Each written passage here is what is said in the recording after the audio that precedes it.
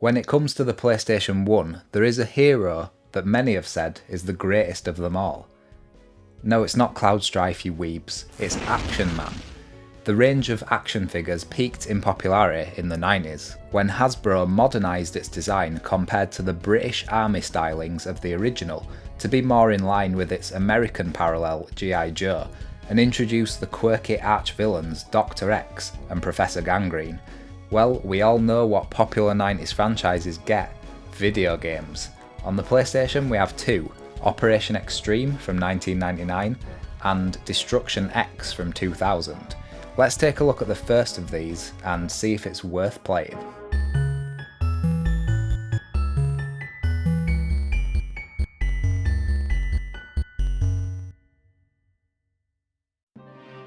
When I first played this as a kid, there was unfortunately a huge barrier to entry that prevented me from experiencing the whole game for what was probably years after release. The first level in Action Man Operation Extreme is a completely different gameplay style from the majority of the game, a top-down driver shooter with insanely loose tank controls and the ability to shoot forwards and only forwards.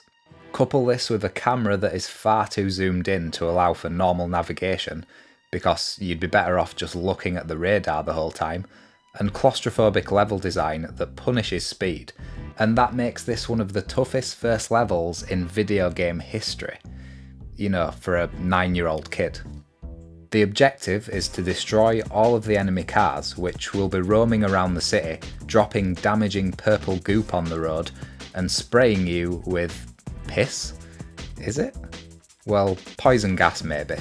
As you can only shoot forwards, you will need to be on the enemy's arse like Richard Branson on a private NHS contract. But because the map is so small and with no long stretches of road, you'll often find the enemy pulling a 180 to end up behind you while you awkwardly struggle to turn round and catch them up. Once you manage to pick off the enemies, you are tasked with collecting spinning emblems around the map called power points, which will then enable you to access a more powerful vehicle from your base in order to defeat the boss. Well, the game acts as if the vehicle is more powerful at least. It actually seems to handle exactly the same and just looks a bit beefier. There's also a smaller vehicle which allows you to squeeze between buildings to collect some of the more hidden power points if you're a completionist. There are 3 levels, including this one, throughout the game that play out pretty much exactly this way, and although these levels have grown on me now I understand the controls and simplistic enemy AI patterns, the biggest misstep here is that they paint a horrible first impression of a game that couldn't be further from its initial showing in the following gameplay segments. Before getting to that though, let me take a moment to explain the story of Action Man Mission Extreme, because a moment is all it will take. Action Man's nemesises, are developing toxic weapons, planting bombs, and just causing general havoc, I suppose. Action Man decides to sneak into Dr. X's secret base, the location of which he is already aware of for plot convenience, to discover that the baddies are also creating sentient poisonous plants, patrolling robot minions, and storing a healthy amount of red explosive barrels in various warehouses.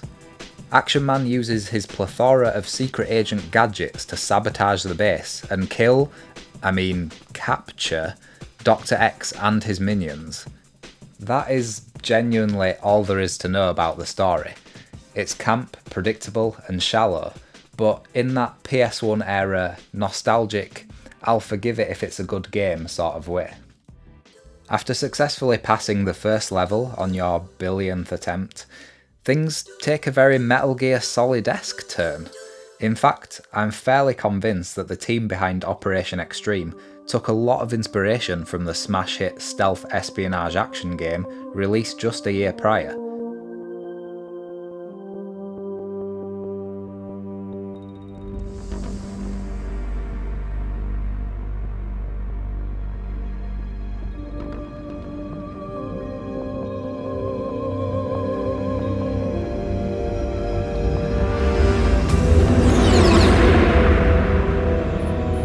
Nuclear weapons disposal facility on Shadow Moses Island in Alaska's Fox Archipelago.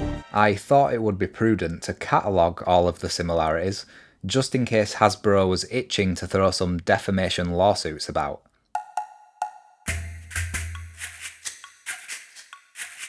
Scuba diving to infiltrate a base, infrared goggles, avoiding electrified floors, avoiding security cameras and spotlights, climbing up a rope to access a communications tower, hiding in a box to get transported to another location, hiding in a box on a conveyor belt. That one's from Metal Gear Solid 2. Planting C4 to blow shit up, the item and weapon menus are extremely similar, sniper battle, finding keycards to open doors, using a gas mask in gas-filled rooms, and taking pictures of stuff to uncover a conspiracy. Also from Metal Gear Solid 2. My god, who copied who?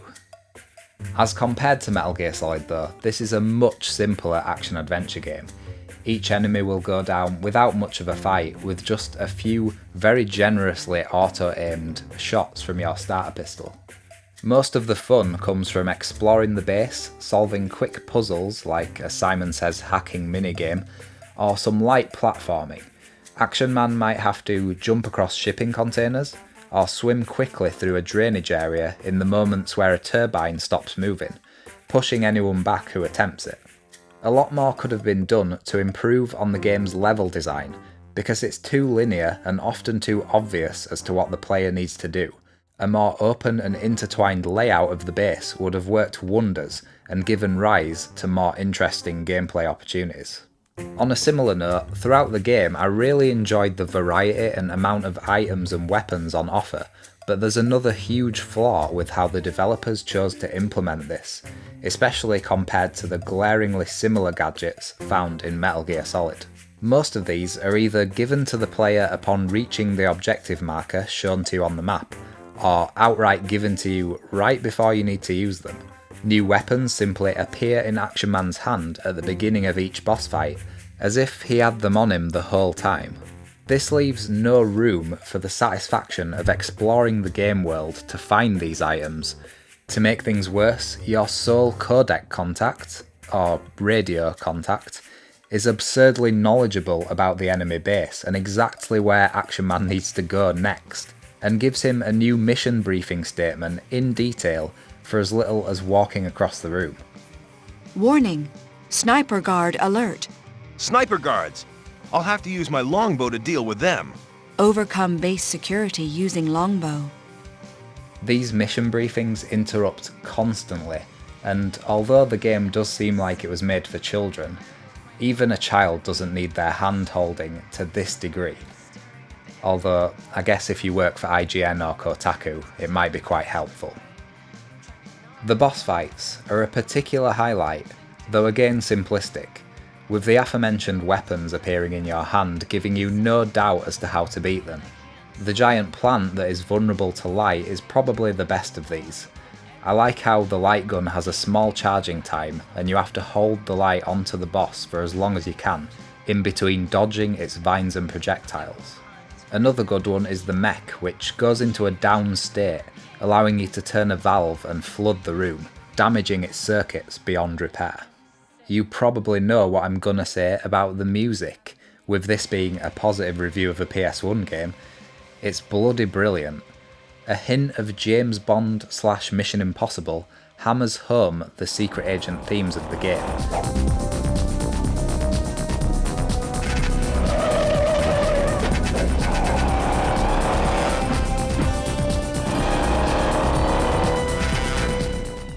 The ice base theme gets a bit too intense for what is meant to be a covert mission, with quick intrusive snare rolls and brass. It's also a bit too reminiscent of the boss music, which doesn't make a lot of sense to me.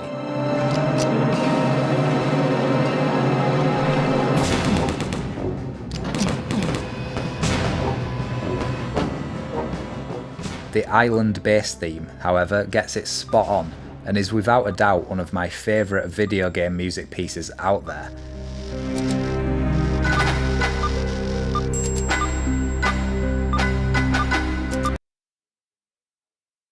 Investigate further into base. Oh, bugger off. Mission Extreme has a lot of great ideas, even if a lot of them are also copied from Metal Gear Solid. But what strikes me is that the developers went above and beyond in the presentation to make it so that you think, yeah, this is what an Action Man game should be like.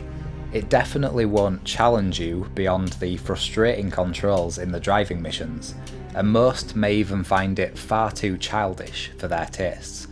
But I think this game is definitely worth a playthrough.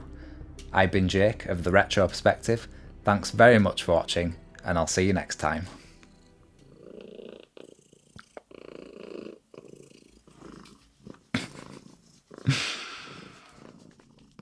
That's it. Done for you.